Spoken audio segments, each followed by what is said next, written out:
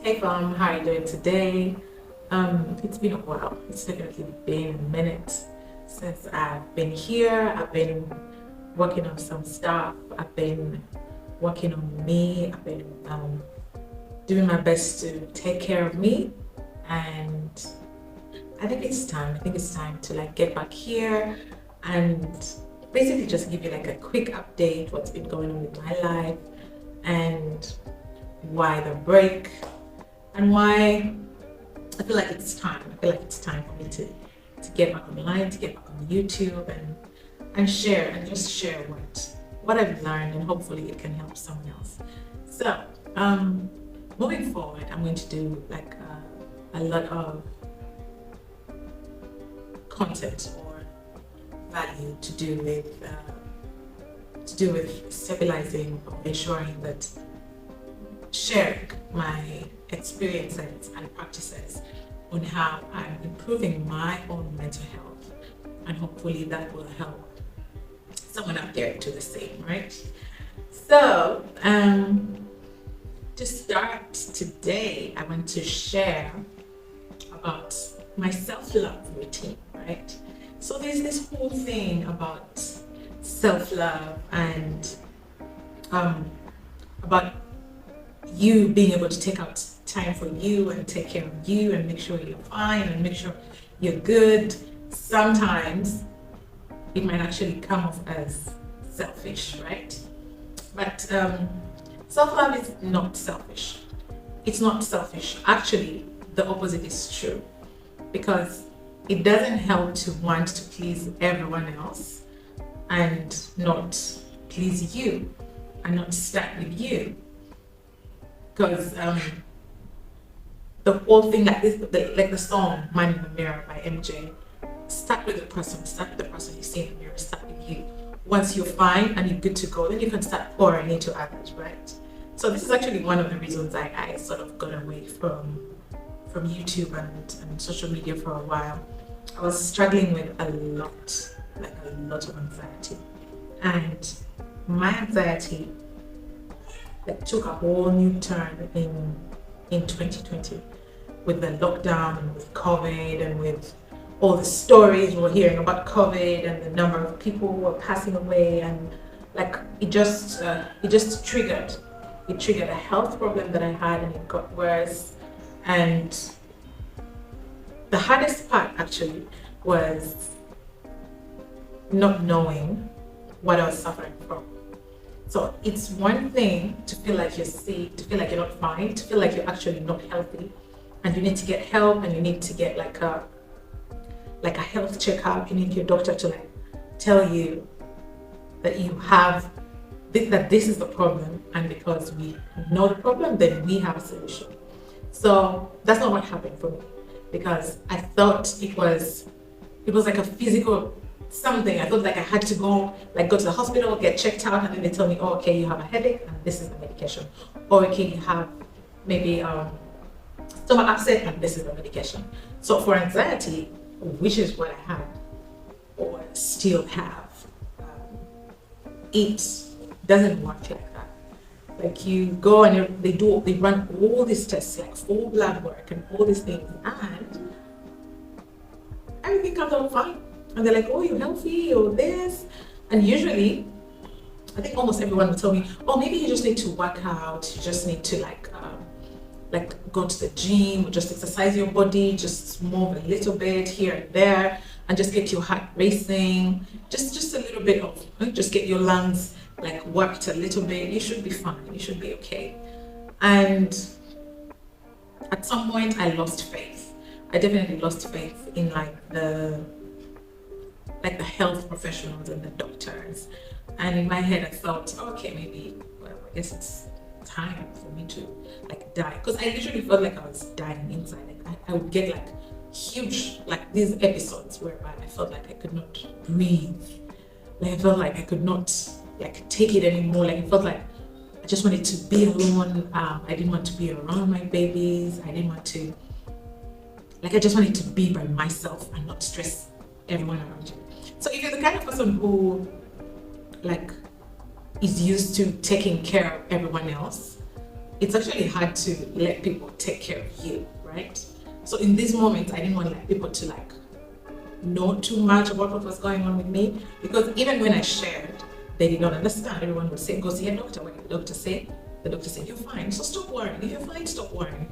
Well, it's not as simple as that. Like you can't just, it's not like a button, it's not like a switch that you turn on and off and voila, no more worry, or you're fine, or you're good to go. So it definitely took a toll on me for a while, until I actually went to one final doctor. So he was recommended. Like everyone told, like the few people I continued to ask just told me, go see this guy, go see this doctor. He's really good. He's like a really good physician, and he'll help you out, and he should know what's going on, right? So I go see him, and he's the calmest doctor. He's like the calmest doctor you'll ever find. Like, here's the thing. I have been to some doctors in my life. I have seen like my fair share of health professionals, because the type of anxiety that I'm diagnosed with is called hypochondriasis.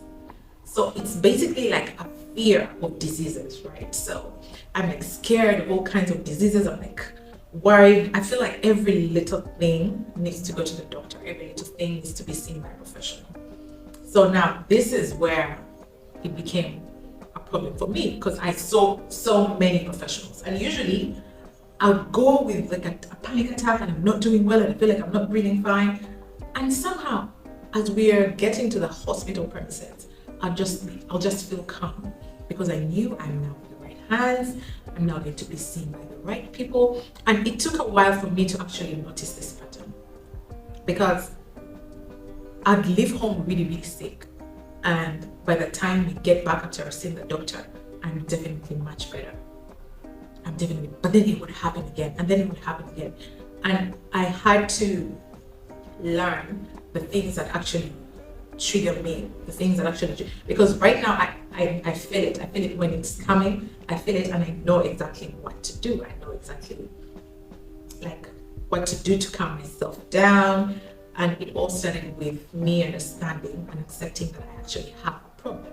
And when I started researching online on YouTube, and like the symptoms I had, like I feel like my heart was like really, really like pumping really fast. And then I feel like my chest is really tight. I feel like I couldn't breathe. So like there was like just this common term for like most of the articles, most of the videos: anxiety. And my understanding of anxiety was more of like in situations when you're like maybe scared of something, or like you maybe have to do a presentation, and you have to like go before these people, and you're not sure if it will go well, an interview, you're not sure if it will go well or not. Like it's those situations. That's what I thought anxiety was. I thought that was all to it.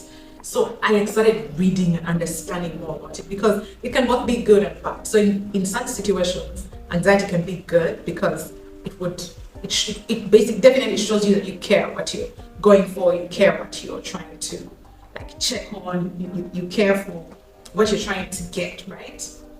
That means you're going to work harder at it. But on the other hand, it can actually be devastating for you and for your health, and will cause you to do things. It could cause you to like imagine stuff that's not there. It could cause you like it can be tough. It can definitely be tough. But not to worry, because there is definitely ways to get over it. And very many people I know like me do not know, or do not understand what's going on with them, right? You do not know what's going on with you, and all the health professionals are telling you everything is fine. Every doctor, everyone's saying you're okay. Just go home, just do some exercise, just relax, just rest up. Maybe you're overworked, maybe like there is like all sorts of things. But back to the doctor I was telling you about. So I go to see him, and he was like really calming. He was like really like calm and collected. And because I felt like this was my last resort, I literally pulled out everything. So I got to see him, So I got to see him with like this bundle of like documents and books and files and receipts and x-rays and da da da da. So Michael, the reason I wanted to go with all these things is because I didn't want him to like go ahead and test all these things I've done already, that I've been told I'm fine, that I've been told I'm not sick. Like I didn't want that to happen. So that's why I carried all my stuff. And why I respect him so much is because he did not stop me, guys. He did not stop me. He listened. He listened to me. I think I was in his office, in his room, just explaining what's going on with me for maybe about an hour. And I kept on going over and over again. And here's the thing, he actually had like a line of people outside. He had like all these people waiting on him. And usually what I'd gotten from other doctors was, oh, okay, I've heard you, I hear you, so let's test this, da, da, da. So go to the lab and then come back with the results. And then usually the thing is, the results are negative, you're fine, everything is okay, so just go rest up, da, da, da, da, da. If you have a headache, take a pain med, take this, drink a lot of water and just some light exercise, and you're okay. You should be fine. Da, da, da. Maybe I've always been overweight, and that was a common thing, was, are you exercising, are you doing this? Maybe it's the weight, and if you work on this, you should be fine, da, da, da. So there was all this thing. And when I sat with him, I was literally giving him all this feedback. I was telling him, so I went to this doctor, and that's what this one said. And then this doctor, this one said, so this, look at the document, da, da, da. This one did this test, and this one did it again. And it came out negative, but I'm still not feeling better. And it was da, da, da. And then I saw he took like a really, really keen interest in my story when I started telling him about COVID. So I was telling him, because I was like 21, right? I was telling him, and now there's COVID all over the place, and I'm even scared of coming to hospitals because I could catch it. It's in the air, it's like everywhere. I don't know, should I leave home, should I stay? And then there's this lockdown, we can't even go to like the market to buy vegetables, to buy fruits, to get all these things. And when they're brought home, I need everything washed. I need everyone to first like clean up before they come into the house. Like I had this whole paranoia about the disease and how it was like. I watched news a lot. Like I really, really watched news a lot. I follow this on social media. And when I was on social media, I'd literally search for it. I was literally checking out what's going on, like updates, and seeing all these statistics from all these major news outlets of people who were dying from it, and how it was like it was really, really bad. And once I was done, like he listened, I could tell he was actually listening, and I could tell. It's later that I actually understood that he knew what was going on with me from the get-go, but he actually listened. He gave me time, guys. It took almost an hour. Like I was explaining and saying things all over again and saying things all over again. And after I had explained, so he told me, so what happens? How do you feel when you do this? How do you feel? In what moments do you feel calm? And I was explaining to him, because at that time, whenever I'd like feel like an episode coming, whenever I feel like the rush coming through, I would like lie down, and my husband would like take the kids away. He knew, because I'd ask him, please just take them away, and then he'd take them away. And then I'd like lie down like, on my bed and just put headphones on and listen to the Quran. Whenever I'd listen to the Quran, I'd like feel really calm. And guys, 30 minutes would do it. Like in 30 minutes, I'll feel like I'm much better. I'm like really, really calm. I'm like back to myself. And then when I get back, I'd like be fine. I don't feel like I'm not breathing. I feel like I'm breathing better. I feel like everything's going to be okay. And then I'll plan for the next hospital visit. So this had become a cycle. Obviously, it was getting expensive. You're like doing all these tests, looking for all these doctors and looking for all these health professionals too. I was basically looking for someone to tell me that I'm sick, to tell me that I have this disease, and hopefully the disease has a cure. So it was tough, right? And when I was telling him all these things, he told me, you know something, you have a health problem. You definitely do. And guys, if I tell you the sense of relief that I got from finally meeting a doctor who told me that I was sick, I have never felt better in my life knowing that I wasn't well, right? Because then I was feeling good knowing, now that I'm in hospital and there is a problem that I have, then there'll be a solution because these are the experts, right? So when he told me you have a problem, so I'm definitely looking forward to the solution. And then he asks me, have you heard of hypochondriasis? And I'm like, no, what's that? So he's like, how do you feel when like maybe your babies are sick or they catch a cold? Or I'll be like, well, I definitely worry about it, and then rush to like the nearest hospital. There's like a rush to like the nearest clinic, just close by to see if they can help, and if they can't, I move on like to the hospital. So he's like, how often do you do this? And I was telling him, really almost like maybe bi-weekly. I'm always going to the hospital whenever my kids have like anything, like any little thing. And I was telling the doctor. So this happens with myself as well. Obviously, whenever I feel any kind of pain, and all this was triggered.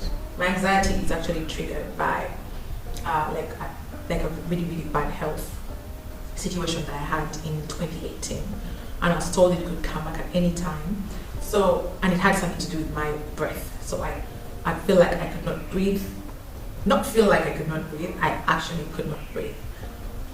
So the pain that I was going through at that time, I didn't want that. I didn't want to ever feel that again. It was so tough. I could not breathe unless I was on pain meds, unless I was on like some form of paracetamol or ibuprofen. I'm not sure what the rest of the world calls these medicines, but I know they're pain meds basically. So it was a tough time, and alhamdulillah that I went, that Allah helped me through this fine, and I got to the other side.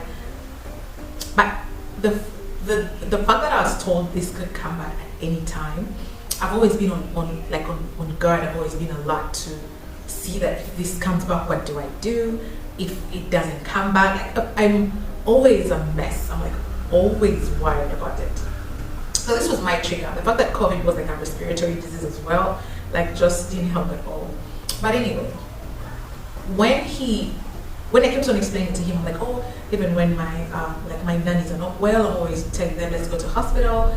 And then my husband, whenever he has a headache, I want him to go checked out. Whenever he has like anything, like I feel like everything, like the solutions are in hospital.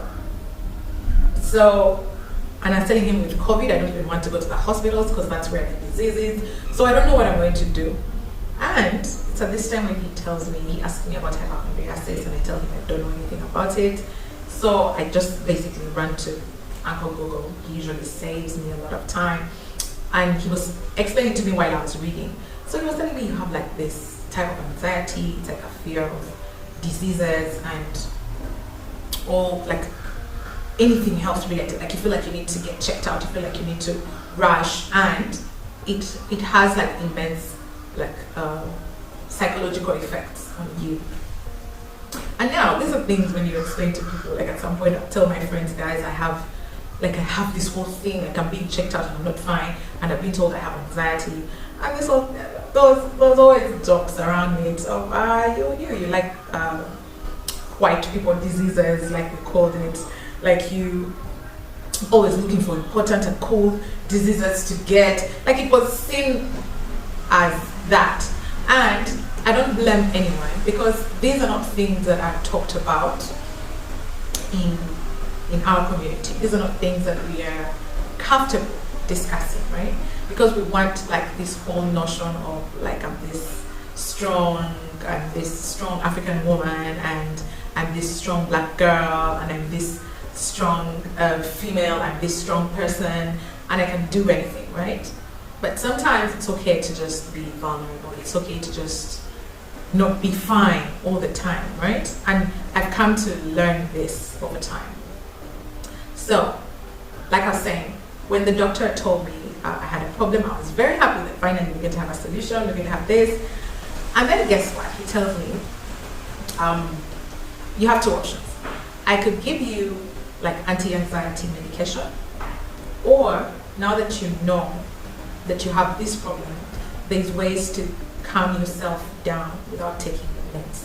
There's like lots of things you can do to improve your routine, to get your routine better, to just have a better routine for you to improve your mental health, basically.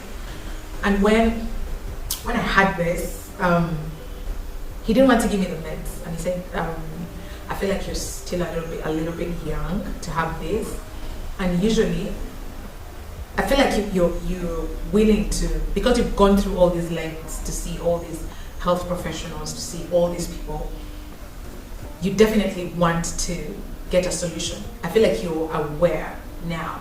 So I ask you to just go and educate yourself more about the disease and find out how you can calm yourself down. One thing you've mentioned is that you listen to the Quran. That's a very good thing. If when you listen to it you feel better, that's something you need to add to your routine. That's a choice you need to make every day, to listen to the Quran if it calms you down. Especially if you feel like you have like an attack coming, then go ahead, find a quiet place and listen. So this is when I actually dive deep into the internet to find out ways to get rid of anxiety and how to heal anxiety and how to, and that's how I end up with like all these things. And this started me on like a great mental health journey. It started me on like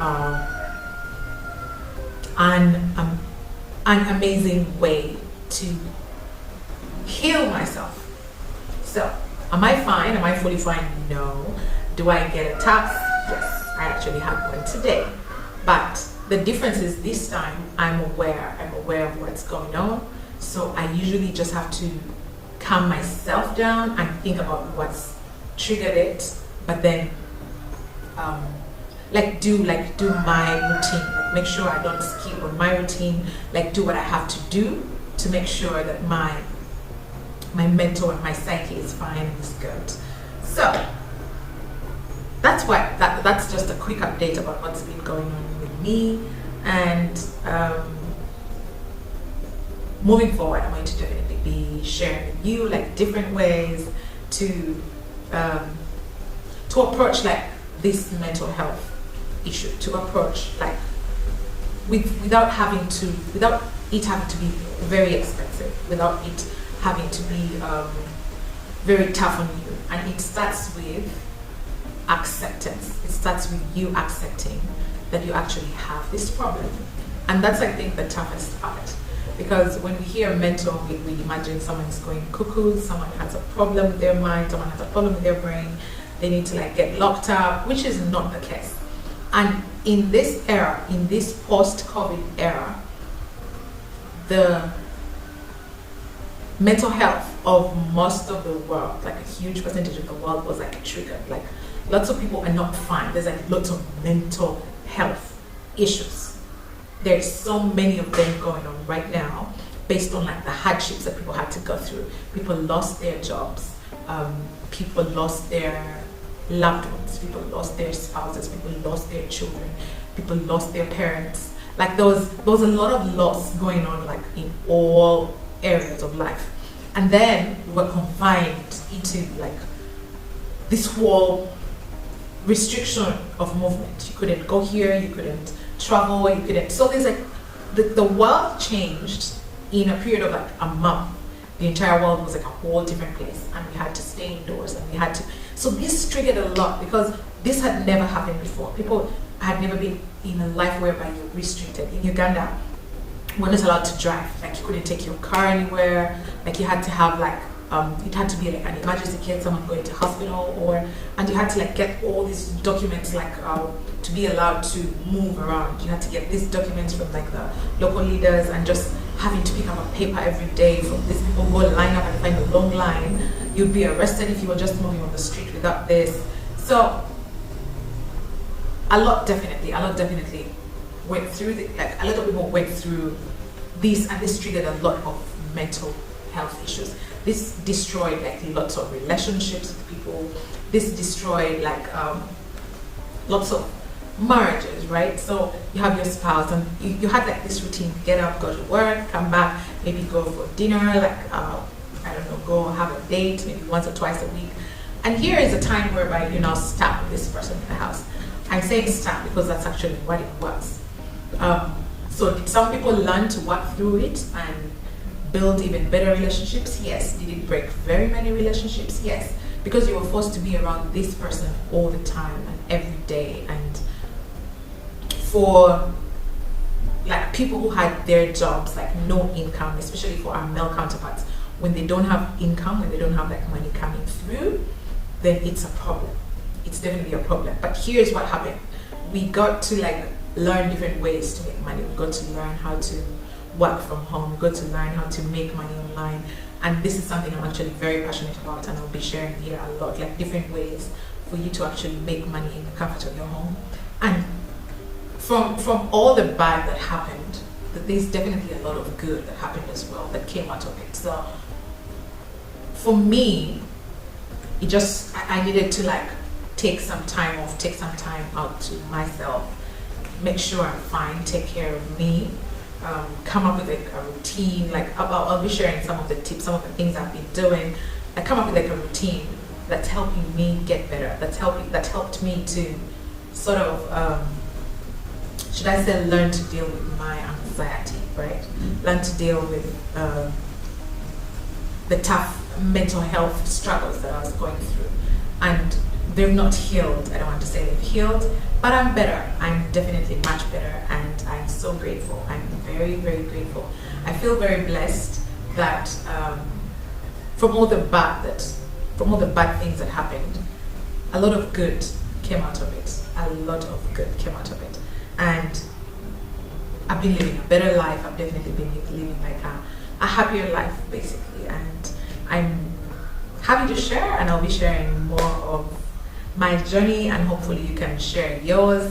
This is definitely a safe space, and I'm going to be sharing more of this on here on YouTube and on my podcast called The Soul Garage with Zuria. So it's just going to be a space where we share, we learn from one another.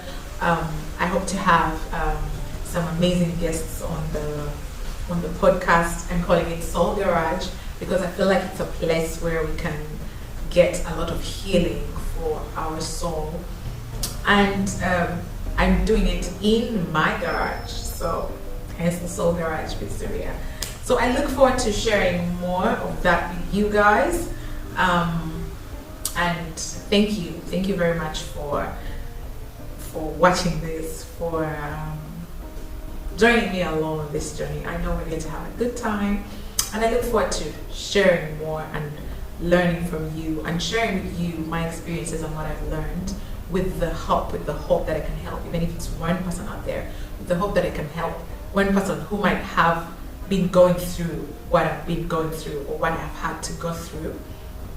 And I know this will be, if that happens, I'll definitely have accomplished my goal. I'll have done, like, I feel like I'm content and I'm satisfied with that has happened.